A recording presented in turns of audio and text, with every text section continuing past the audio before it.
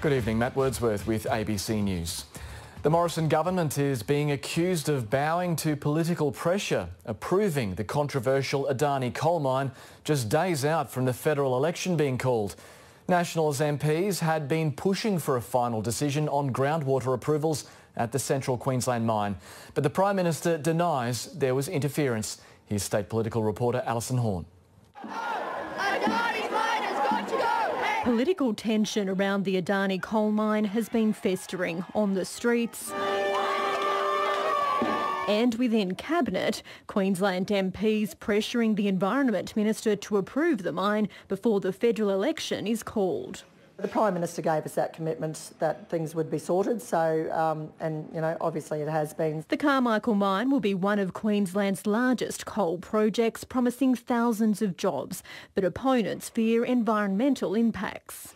The Environment Minister has made a decision, as I said that she would all along, based on the best environmental science advice. That advice by the CSIRO and Geoscience Australia found major concerns with Adani's plans to protect and monitor groundwater, labelling some parts of the mining plan not suitable or not sufficiently robust. The scientific body said that the modelling by Adani was dodgy and that the water impacts would be far greater than Adani said they would be. But after revisions by the mining giant, both scientific groups and the government were satisfied, green-lighting the mega mine for Central Queensland. You know, we've certainly expressed our point of view that this was a very important project. But the government's logistical solution could create a perception problem. The LNP heavy-handedness, Bjelke-Petersen style thuggishness, trying to pressure people,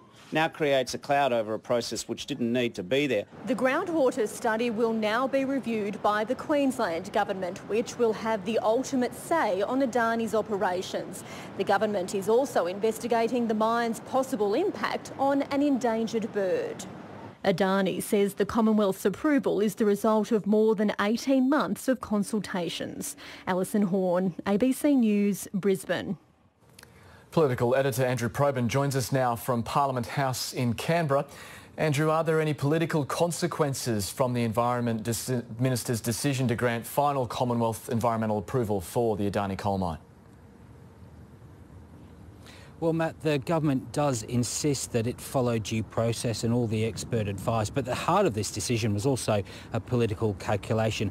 I understand that senior government figures, including Arthur Sinodinos, were calling around Liberals last night to check the mood on Adani. Victorian Liberals were keen to have the decision pushed back until after the election, but it was decided that there would be more votes lost in places like Queensland than gained further south if the decision was held off. Some in government insist that Adani's already factored into the electorate's mind and it won't make any difference, but people like Josh Frydenberg, who fears the anti-Adani mood, will only be praying that that's the case. And in the meantime, Labor will simply seek to capitalise on the division that Adani's caused inside the coalition.